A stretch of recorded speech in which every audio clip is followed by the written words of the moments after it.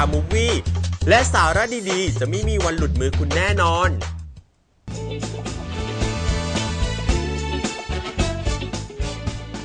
กลับมาในเบรกที่2นะครับตอนนี้เนี่ยมาเอาใจคนชอบกินของค่อนข้างที่จะไฮโซของแพงเลยเหรอนะปกติน้องหญิงกินกุ้งเนี่ยประเภทไหนบ้างกุ้งมังกรหรือว่ากินกุ้งมังกรเลยเหรอน้องหญิงไม่รู้จักก็พี่เตอร์ถามว่าก็กุ้งอะไรที่มันไฮโซหญิงก็นึกอยู่ไม่หญิงเคยกินกุ้งอะไรบ้างมาแล้วกุ้งแชบ๊วยกุ้งแม่น้ำนั่นแหละกุ้งแม่น้ำแพงสุดแล้วกุ้งแห้งหญิงไม่ค่อยชอบกินเพราะว่ามันยังไม่แพงเท่ากุ้งแม่น้ำนะที่สำคัญคือต้องมีคนจ่ายนี่จะคุ้มมากใช่ไหมถูกต้องซื้อเองกินได้ไม่เยอะไงหรืออาจจะไม่กินเลยใช่ไหมถ้าซื้อเองแล้วก็กินปูอัดก็ได้มันก็คงคล้ายๆกันสีมันเหมือนแต่เนื้อไม่ใช่ใช่ไหมไม่ใช่โอเควันนี้นะครับใครชอบกินกุ้ง lobster อุ้ยไฮโซหญิงลืมไปได้ไงเนี่ย lobster ใช่กุ้งนี้มันจะต้องดำน้ำลงไปเพราะมันจะอยู่ในน้ำลึกอยู่ตามซอกหินโขดหินซึ่งจับยากมากมันเลยแพงใช่ไหมมันไม่ใช่หวานแห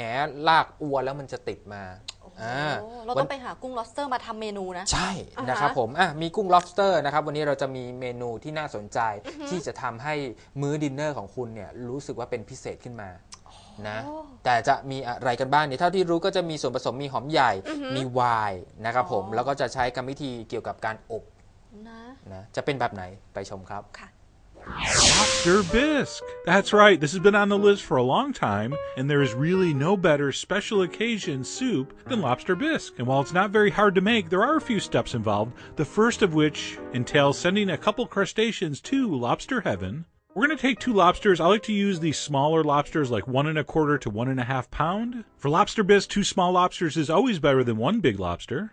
Now, many say lobsters can't feel any pain, but I don't like to take any chances, so I put these in the freezer for a half hour before I did this to basically knock them out cold. So we're going to take a sharp knife, and I'm going to cut right through the head, right between the eyes, all the way through. I'm going to turn it and cut it down the back like that, right through the tail, and there is your halved lobster. Okay, once the lobster's split, we have to remove the stomach. So I'm just going to take my tongs and pull out that sack. It very well may have a bunch of sandy-looking, gunky stuff like you see here. Oops, if anything falls out, make sure you get it. Oops, that's not it. There we go. Once you've removed the stomach sac from the head, we're going to break this up in pieces. We're going to pull off the claws. I'm going to cut the tail off. You can do this with your hands, but because I'm operating a camera, I'm using scissors here. I like to cut the legs like that. You're definitely going to want to crack the claws. Do that under a towel. I just use the back of a knife. You can use a rolling pin or a meat pounder. All right, but use a towel, otherwise it's going to splash everywhere. Same for the knuckles. Go ahead and crack those. And I'll put a link on Food Wishes that shows this in more detail. But once you've cut and cracked your 2 lobsters, we're going to throw those in a roasting pan with a little bit of celery and onion. And we're going to throw that in a hot oven, 400 degrees, for about 15 or 20 minutes until it's nicely roasted. The shells are going to turn that beautiful rusty red color. And then we're going to transfer all of this into your stock pot except for those tail pieces. Save those 4 tail halves. I'll show you what to do with those in a minute. All right, but everything besides the tails can go in a large stock pot. See that? Large one. All right, at least 6 quarts, so you have plenty of room to work. And then we're going to add a splash of water to the roasting pan. I'm going to put that on like medium-high heat and just give it about 2 or 3 minutes to deglaze the bottom. We want every available molecule of lobster flavor. So once all that stuff comes up off the bottom, we're going to go ahead and pour that into the stock pot. And then I'm going to add enough water to make 3 quarts total. All right, so I deglazed with a couple cups, and then I added the rest to make 3 quarts of cold water. I'm going to add a few garlic cloves, a few sprigs of fresh thyme, and a bay leaf. I want you to put that on medium-high heat and bring that up to a simmer. Okay, now that's going to take a couple minutes. While we're doing that, let's go ahead and pull the meat from the tails and just wrap that up and reserve it. We will put that back in the soup later, of course. Okay, so meat goes in the fridge, lobster tail shells go back in the stock, and like I said, you want to bring that up to a simmer, and of course, like almost all stocks, as soon as it starts to boil, I want you to back the heat down to low and just simmer gently for 40 minutes. This is not a stock that simmers a long time. In fact, many people think the flavor deteriorates if you cook it over that amount of time. So about 40 minutes later, my stock looked like this. We're going to go ahead and take a strainer and remove that into a colander.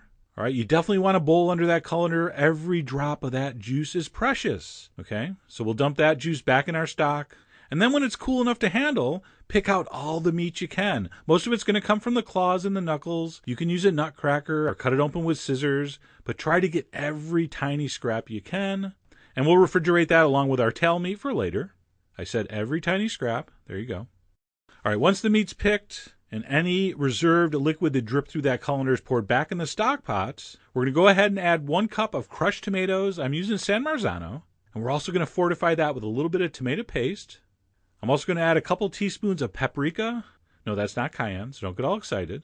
Give that a stir and bring that up to a simmer over medium-high heat. And as soon as that comes up to a simmer, I'm going to add some long grain rice.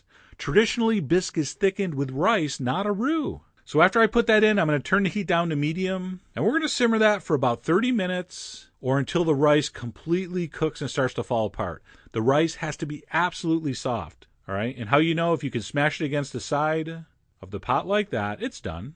At that point, turn off your heat, and we're going to blend this completely smooth. I'm using an immersion blender. A stick blender works great. You can use a regular blender, of course. And you can see that rice just gives it the most awesome, luxurious, beautiful texture you're ever going to taste in a soup. And personally, I'd be totally happy just eating that, but this gets way better. So what we're going to do at this point, we're going to add some brandy. And I don't want you to use good brandy. I want you to use cheap brandy. Ask your local wino what they drink and use that. By the way, do not tell them you're making lobster bisque. That would just be mean. All right, so some brandy, a big splash of heavy cream, a few drops of Worcestershire sauce, a nice big shake of cayenne pepper. This soup should definitely have a little heat involved. All right, we're going to stir that in. And now we need to simmer this for about 10 to 15 minutes to cook out that raw alcohol flavor in the brandy. And you want to be careful. My heat's on about medium, maybe just over medium.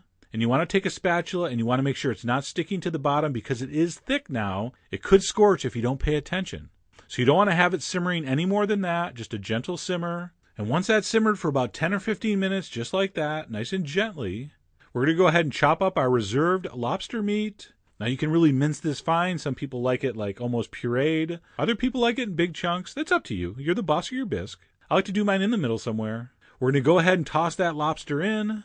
We're going to reduce the heat to low. And once that's heated through and seasoned, you're done. So give it a taste. Mine needed just a touch more cayenne and some salt, and that is ready to serve. I'm going to ladle that up. I'm going to garnish with just a few extra drops of whipped cream. I'm going to swirl it into the shape of the constellation Crab Nebula, because there is no lobster nebula. A little more cayenne.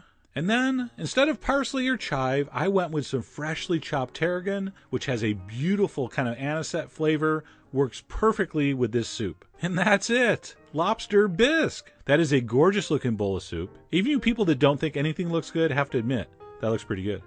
And how does it taste? It's almost beyond description. All right, a proper lobster bisque should taste more like lobster than lobster.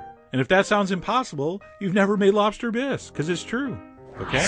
เป็นยังไงกันบ้างโอ้โหเห็นแบบนี้แล้วพี่ไม่กล้ากินน้องหญิงเพราะว่า ทำไมอะ น้องหญิงก็รู้ว่าพี่เป็นคนแพ้กุ้ง อ๋อ แพ้อาหารทะเล นะ ปกติกินกุ้งเนี่ยบางทีก็มีอาการแพ้บางทีก็ไม่มีแพ้มากๆก็จะแบบตาบวมปิดเลย แล้วก็ แพ้กุ้งกันเยอะเนอะ แน่นหน้าอก จะว่าไป อะไรอย่างเงี้ย พี่ แล้ว ก็เลย เนี่ย ไม่ค่อยกล้ากิน แล้วกินอะไรได้อะ ก็จะกินอาหารทะเลอย่างอื่นเป็นปูเป็นปลาหมึกเป็นอะไรอย่างเงี้ย ส่วนใหญ่คนที่เป็นแบบพวกโรคภูมิแพ้อะไรเงี้ยมันจะต้องแพ้กุ้งด้วย อืม มันเกี่ยวกันไหมเพราะบ้านหญิงแม่หญิงก็เป็น มันก็จะเป็นบางครั้งบางทีแต่ว่าเดี๋ยวนี้ก็เหมือนจะภูมิดีขึ้นละ แข็งแรงแข็งแรง กิน รายได้ แล้วก็ ดี ไม่ค่อย แข็ แพ้ งแรงอะไร มัน เงี้ย ก็เลยไม่ค่อยแพ้ อ่ะ วันนี้นะครับผมเดี๋ยวหลังจากที่กิน lobster เสร็จแล้วเนี่ย อ่ะ หลายๆบ้านอาจจะบอกว่าหายากเหลือเกิน ใช่ lobster ไม่มีเพราะฉะนั้นเนี่ยไปดูในครัวถ้าเกิดว่ามีเนื้อสันเนื้อหมูนะครับผม ค่ะ เป็นสันเนี่ยมัน จ้ะ จะนุ่มหน่อย อ่ะ นะเรามีเมนูอีกหนึ่งเมนูนะครับผมซึ่งเมนูนี้นะก็จะทำเป็นของทานเล่นได้ ยังอยู่ในประเภทการอบอยู่ โอ้ แล้วก็จะทำให้เมนูนั้นเนี่ยน่าสนใจขึ้นมาทีเดียว ค่ะ อ นะแพ้กุ้งอ่ะไปสนใจเมนูนี้ดีกว่า ครับ จ้ะจะเป็นอะไร ไปชมครับ ไปดูค่ะ How to stuff a pork loin. That's right. This is not so much a recipe as it is a techniques video. I'm going to show you how to butterfly, stuff, wrap in caul fat, and then finally tie and roast. And while I'd love to take credit for this, I got the idea, and the meat by the way, from Pat LaFrida and Sons in New York City. That's right, the celebrity butchers to the stars. So let me show you my method for doing this. It is super easy, requires no skills or special equipment. So first up, we need a boneless pork loin roast. This technique, by the way, will work with just about any size, but I'd say like a 5 to 6 pound piece is going to be just about perfect. All right, you got your fat side. We're going to flip it over to the meat side. And a pork loin's kind of tapered. On the right, it's a little thicker than on the left there. So I want you to find the tapered end.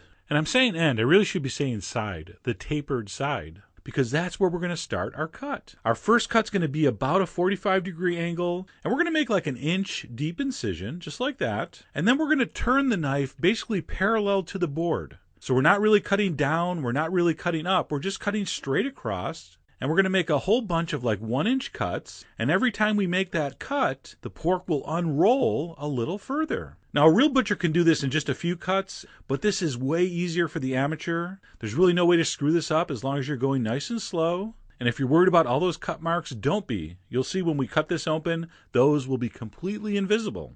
And you can see what's happening here from the side because our knife is sort of parallel to the cutting board. We're getting a fairly uniform thickness. And with each slice, we can unroll it a little further. And of course, we're going to go all the way to the end as far as we can go.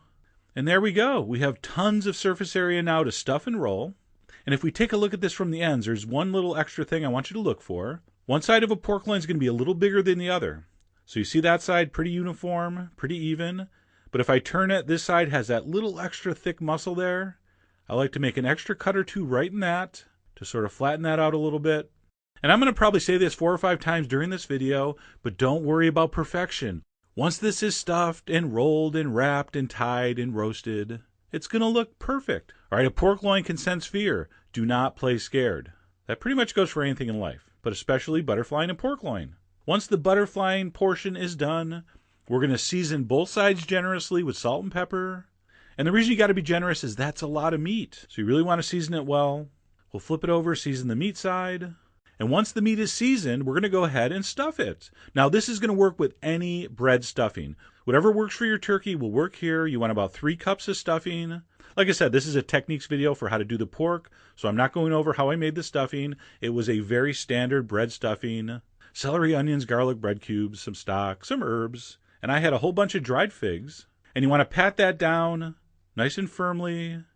Stop about an inch from each side and give yourself a few inches on the top. By the way, we want to roll from the end we finished the cut at towards where we started our cut. And then simply roll it up firmly, but not too firm. You don't want to squish out the stuffing. And of course, you always want to end up with a cut on the bottom. All right, we're going to set that aside. And onto our cutting board, we're going to lay out some of this. Caul fat. That's a fatty membrane that surrounds the organs in a pig or a cow or a lamb or whatever animal. I believe this is from a pig. And you may remember this stuff from such science fiction horror films as Every One of Them. But don't worry, as scary as this looks, it's going to give the finished roast an amazing color. It's going to keep it very moist. Pork loin is very, very lean, so it's perfect for adding moisture and flavor. And we're going to spread that out on our cutting board, 1 or 2 layers. You want to overlap it a little bit. And that was probably 5 or 6 pieces. If there's any holes, you can just patch it with a smaller piece. And then you're simply going to place your stuffed pork loin on the caul fat in the back and just roll forward. All right, tuck it in the sides. If there's any excess and it looks like there's going to be like a big knot of caul fat, you can just pull that off. And again, do not worry about being too precise. Once this is tied and roasted, you will not see any mistakes or spots where it was a little thin or a little thick. It will all look perfect, promise. And that is caul fat wrapped. So we've butterflied, we've stuffed, and we've wrapped in caul fat. The last step is, of course, the tying. And we're going to use the simple homemaker method. Forget those fancy butcher knots and trussing. I want you to take a single piece of string about 1 foot long. So put the string underneath, bring it up over the top, and then instead of just twisting the string once, I want you to give it at least 4 or 5 twists, because that tension will help you cinch it up, and it will hold until you make that final knot. And I want you to do 3 or 4 ties on one end. I want you to do 3 or 4 ties on the other end, and then finish in the center. This is